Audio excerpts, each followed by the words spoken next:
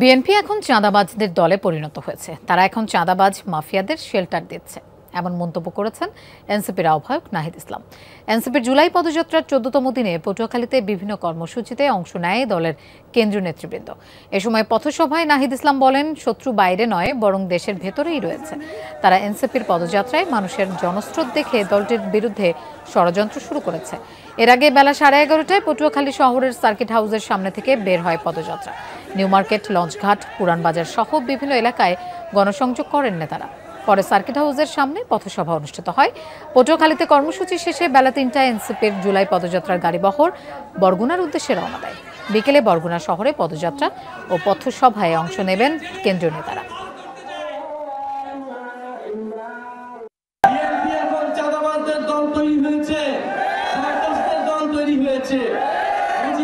নতুন পাহারাদার হিসেবে আবির্ভূত হয়েছে, ফলে চাঁদাবাজ এবং মুজিববাদের নতুন পাহারাদার এসেছে।